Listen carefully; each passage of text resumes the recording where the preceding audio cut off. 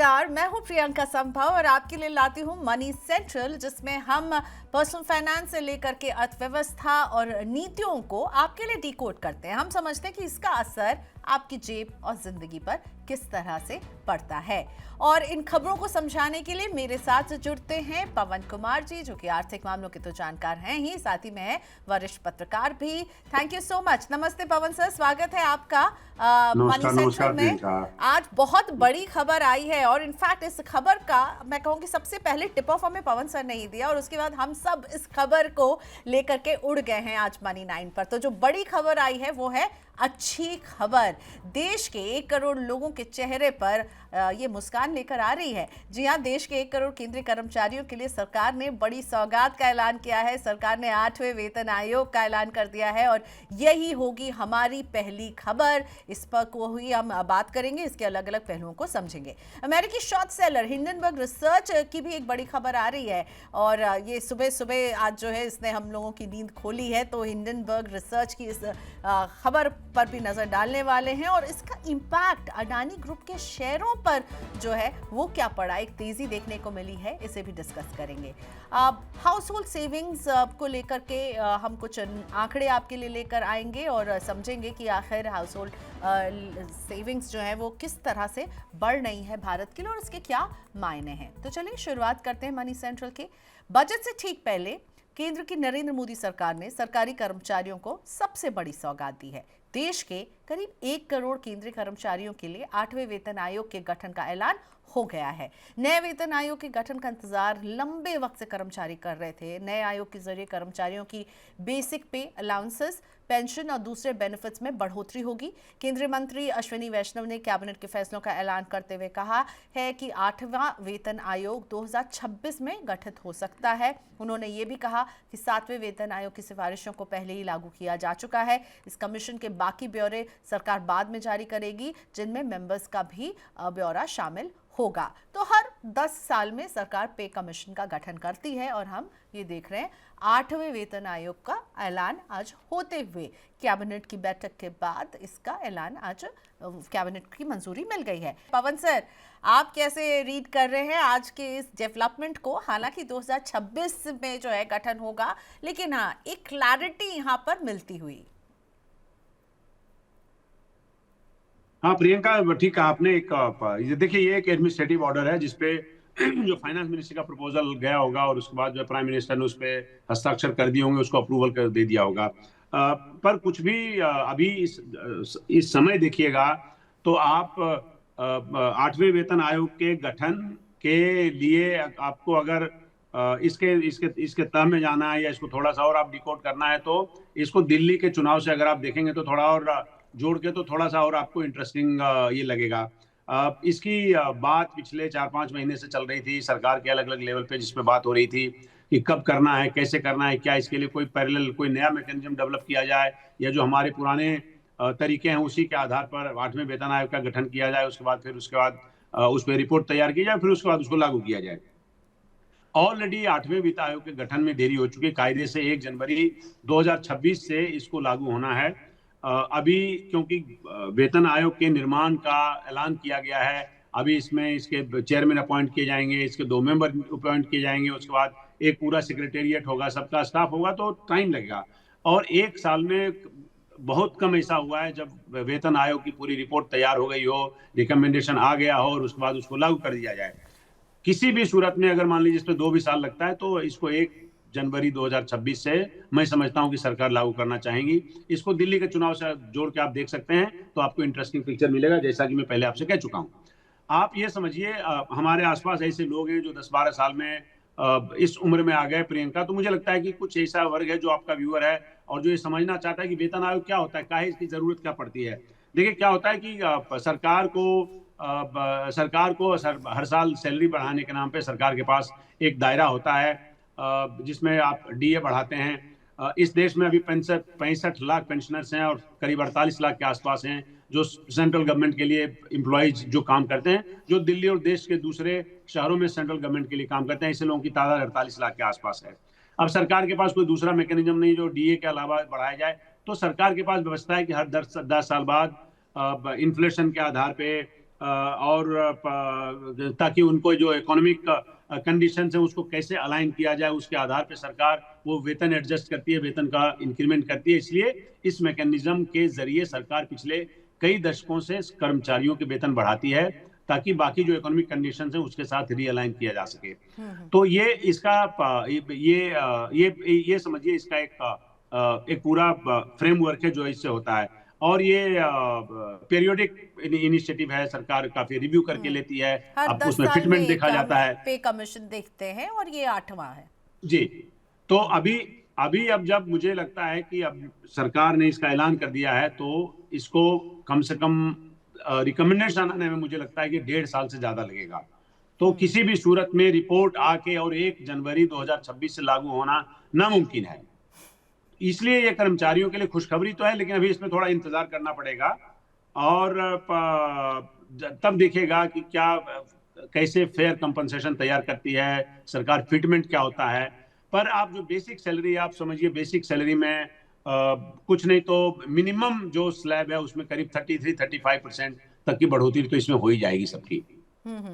लेकिन 2026 से होगी, इसका भी ख्याल रखिए। और हम बजट का चश्मा पहनकर इसे देखने की कोशिश कर रहे हैं, पर पवन सर का कहना है कि चुनाव का चश्मा पहनिए, बजट का चश्मा उतारिए। लेकिन एक और इंटरेस्टिंग खबर जो बिल्कुल बजट से जुड़ी हुई नहीं है, और वो ये है कि 24 जनवरी 2023, याद होगी आपको ये तारीख, एक रिपोर्ट जारी हुई थी और ये रिपोर्ट आई अमेरिका में थी, लेकिन भारत में इसने भूचाल ला दिया था। हिंडनबर्ग रिसर्च, जिसे कोई जानता भी नहीं था, उसने अडानी ग्रुप पर गंभीर आरोप लगाए थे। इसके बाद आई सुनामी में अडानी ग्रुप के मार्केट कैप से 150 अरब डॉलर का सफाया हुआ था। अब इस आफत के ठीक 2 साल बाद, जनवरी का ही महीना है, नेथन एंडरसन ने हिंडनबर्ग रिसर्च को बंद करने का ऐलान किया है। एंडरसन ने ही 2017 में हिंडनबर्ग की नींव रखी थी और गुरुवार को अडानी ग्रुप को जैसी एक खुशखबरी जो है वो मिली और इसके बाद हमने मार्केट में ये देखा, इसका रिएक्शन कि अडानी ग्रुप से जुड़े हुए सारे शेयर जो हैं वो झूम उठे थे। तो आज 2 लोग झूम रहे थे, एक जो केंद्रीय कर्मचारी और दूसरे अडानी ग्रुप के शेयर। पवन सर, ये हिंडनबर्ग के बंद होने की खबर काफ़ी शॉकिंग थी। सुबह सुबह मुझे पहले मैं चेक कर रही थी ये खबर रियल है या फेक है, और ये अब लग रहा है कि अडानी जी की मुश्किलें खत्म हो गई क्या? हिंडनबर्ग पे अभी आते हैं प्रियंका, मुझे आप 30 सेकंड वक्त दीजिए। मैं सिर्फ एक बात और जो इस मतलब 8वें वेतन आयोग पे कहना चाह रहा था वो ये कि इससे गवर्नमेंट के जो का फाइनेंशियल अपलिफ्टमेंट तो होता ही होता है। हमारे और आपके जैसे लोग जो बॉस पे दबाव डालते हैं कि आप हमारी सैलरी तुम क्यों नहीं बढ़ा रहे, हमें बढ़ाना चाहिए। तो मुझे लगता है कि जब सरकार की सैलरी सरकार में बढ़ी है तो उसका एक इन्फ्लुएंस प्राइवेट सेक्टर में भी होता है, वो समुच्चय में होता है। वो जाहिर है वो 10 साल में एक ही बार होता है, बाकी तो वो सेल्फ गाइड होते हैं प्राइवेट सेक्टर वाले। पर इसका फर्क प्राइवेट सेक्टर में पड़ेगा, इसलिए आपको और हम जैसे लोगों को भी खुश होना चाहिए इससे। चलिए अब आते हैं हिंडनबर्ग पे। देखिए काफी टाइम से ये जताया जा रहा था, जबकि ये लोग वहां पे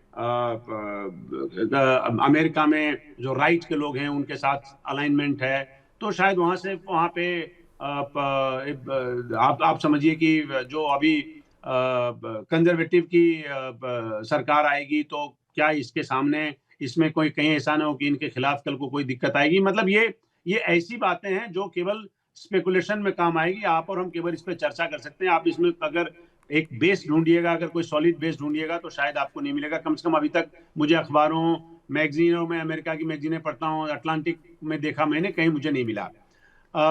अब मुझे ही लगता है कि कोई एक कंपनी जो लगकर आप जब ये आया था, ये जब कंपनी आई थी तो क्या किसी प्रियम्बल के तहत आई थी क्या?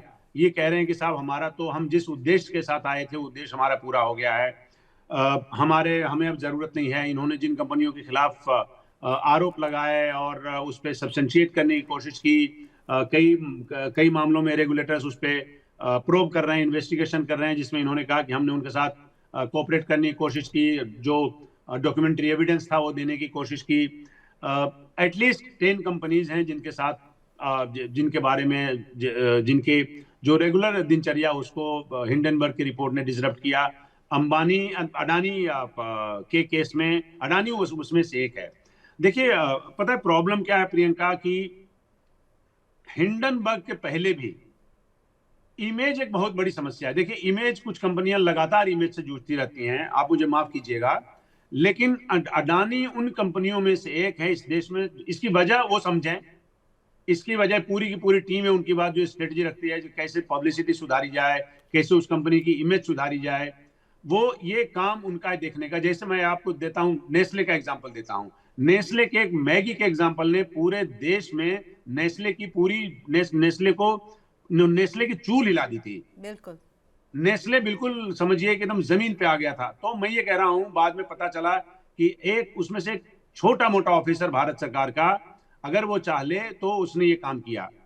अब उसमें इमेज मैनेजमेंट एक कंपनी की होती है, जो कई बार होता है कि साहब आपने कोई गलती भी नहीं की लेकिन इमेज आपकी खराब है, इसलिए उसका आपको खमियाजा झेलना पड़ रहा है। तो इमेज मैनेजमेंट कैसे आप करिए, स्ट्रेटजी मैनेजमेंट कैसे करिए। तो मैं ये कह रहा हूं कि इसके पहले भी अडानी की इमेज खराब थी, मैं ये नहीं कहूंगा, लेकिन उनको इमेज की समस्या आती रहती है।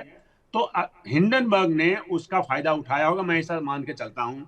हिंडनबर्ग हो सकता है सही भी हो, जांच चल रही है अलग अलग जगहों पे। हिंडन, क्या पता गलत हो जाए, क्या पता सही हो जाए। अब क्योंकि हिंडनबर्ग ही नहीं रहा तो उसके बारे में बात करके आप क्या करें। पर मैं मानता हूं कि वो, अगर हिंडनबर्ग गलत है तो हमें लगता है कि पूरी की पूरी कम्युनिटी, जर्नलिस्टों को, मीडिया को और रेगुलेटर्स को दोबारा से इस पे समझना चाहिए। पूरे इतिहास में अगर ऐसी कोई घटना, जहां तक मुझे याद है मेरे लाइफ टाइम में नहीं हुई है, तो आपको समझने की जरूरत है कि क्या जिस तरह के आरोप लगाए जाते हैं, खासकर तब जब वो उसी स्पेस में हो और वेस्टेड इंटरेस्ट की तरह ले गया हो, तो क्या उस आरोप को फेस वैल्यू पे लेने की जरूरत है क्या?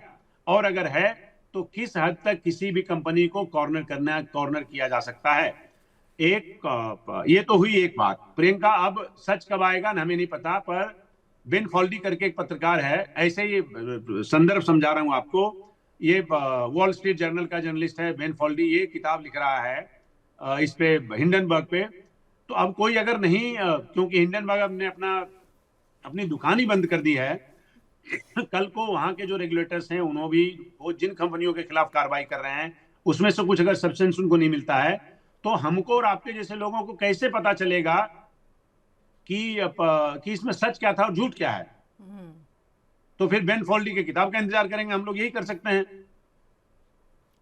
बिल्कुल, काफ़ी फिलोसफिकल लेटर लिखा है नेट एंडरसन ने कि I come from a place of joy, और ये मेरे लिए अब जो है, मेरे लिए एक ये अध्याय जो था अब नहीं है मेरी ज़िंदगी का। लेकिन जाहिर तौर पर ये एक ऐसी खबर रही जिसे बात करना ज़रूरी था, लेकिन क्या सच है क्या झूठ, बहुत सारे ग्रे एरियाज हैं प्रियंका, इसमें। फिलोसफी में हम हिंदुस्तानी, चाहे आप किसी भी धर्म की बात कर ली, हम समझते हैं कि हम बहुत बड़े फिलोसोफर हैं।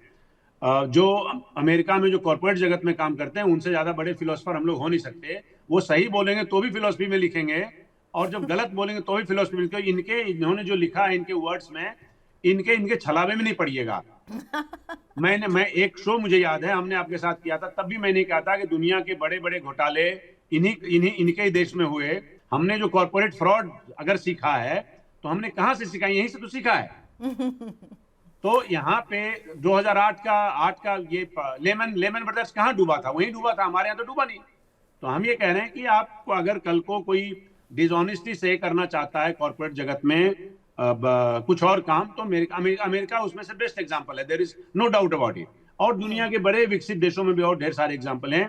जरूरत यह है कि क्या हिंडनबर्ग सही था, और नहीं था तो क्या इस तरह की परिपाटी बंद होनी चाहिए कि नहीं चाहिए? बिल्कुल, और सही था या नहीं था, और कुछ और हमें जो फैक्टर्स हैं इसके बारे में सर ने एक किताब का भी जिक्र किया, उसका मुझे लगता है बहुत लोगों को इंतजार रहेगा। चलिए अगली खबर सीधा पैसे से जुड़ी हुई है, ये लेकर आते हैं। सरकार के लिए बड़ी राहत की बात आ रही है। असल में घरेलू बचत को लेकर एक अनुमान आ रहा है। मौजूदा फिस्कल की पहली छमाही में देश की net house hold financial savings में अच्छी खासी रिकवरी की उम्मीद जताई जा रही है। फाइनेंशियल ईयर 2024 में ये आंकड़ा 5.3% पर था।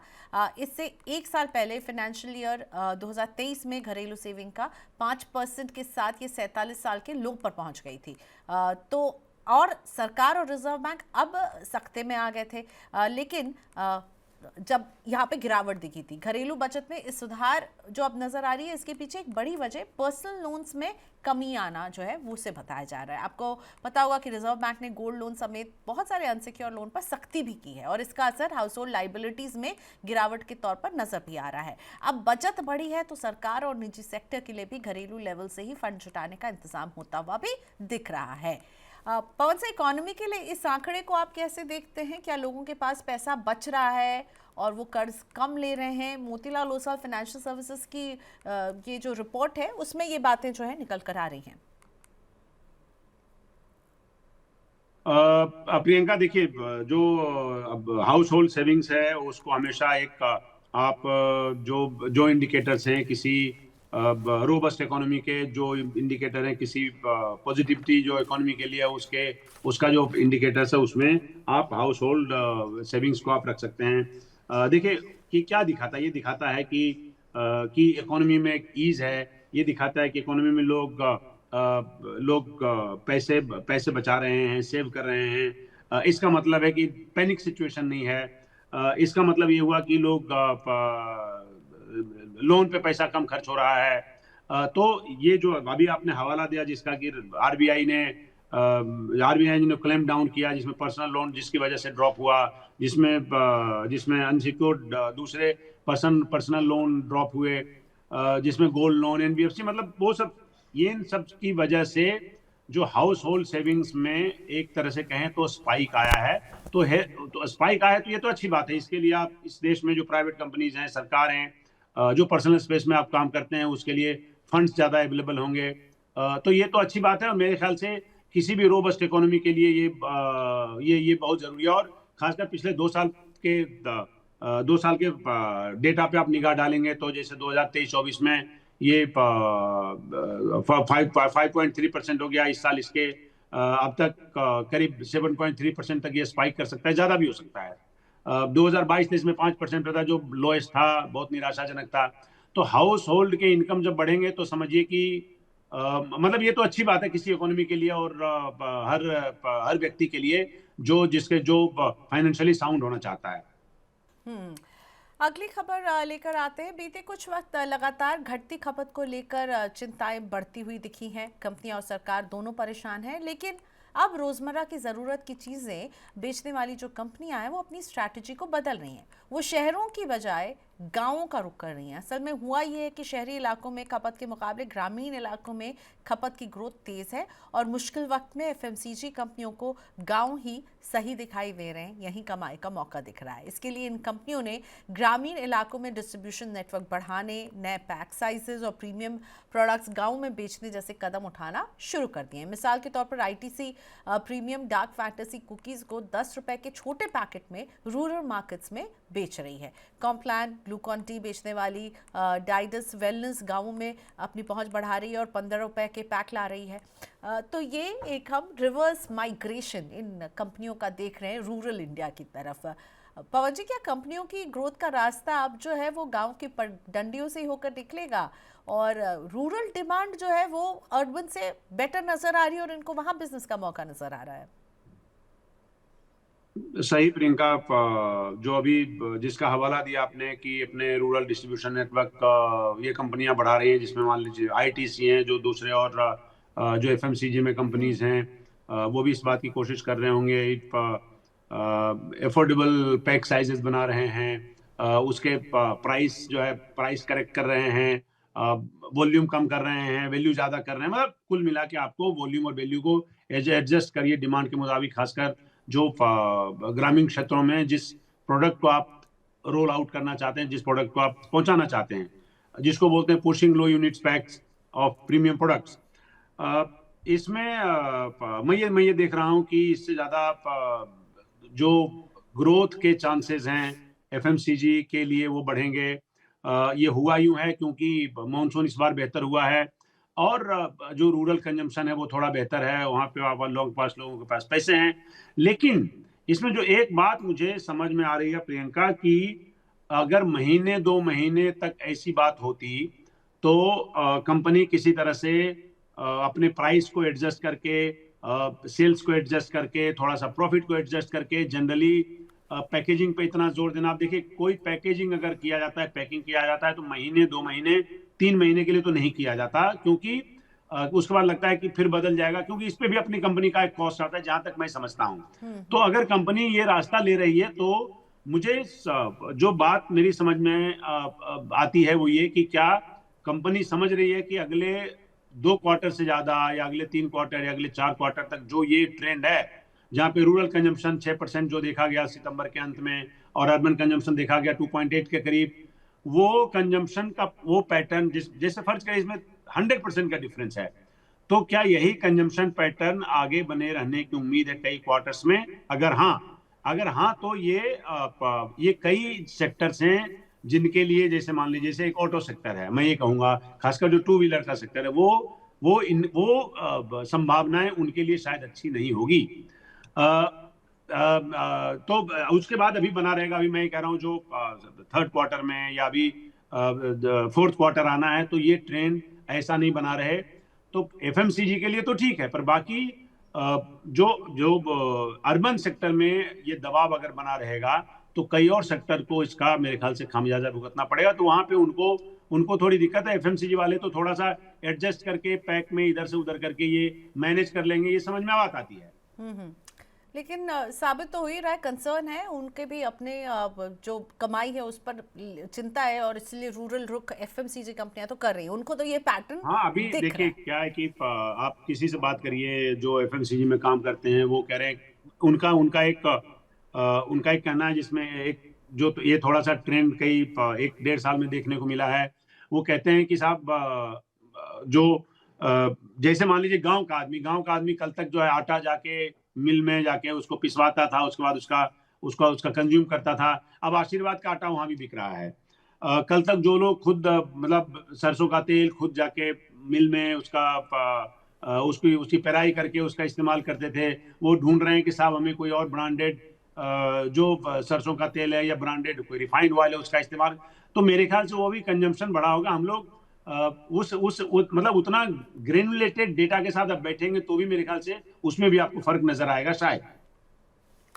चलिए, इसी नोट पर आज के शो को यहीं वाइंड अप करते हैं। शुक्रिया पवन सर, आपने वक्त निकाला। फिर मुलाकात होती है कल के शो में, मनी सेंट्रल में। नमस्ते सर। बहुत बहुत धन्यवाद। आज के शो में इतना ही। आप अपने कमेंट्स हम तक पहुंचाते रहिए। किन टॉपिक्स पर आप हमें सुनना चाहते हैं, पवन सर को सुनना चाहते हैं, वो भी ज़रूर बताइएगा। तो आज के शो में इतना ही। जुड़े रहिए मनी 9 के साथ। नमस्कार।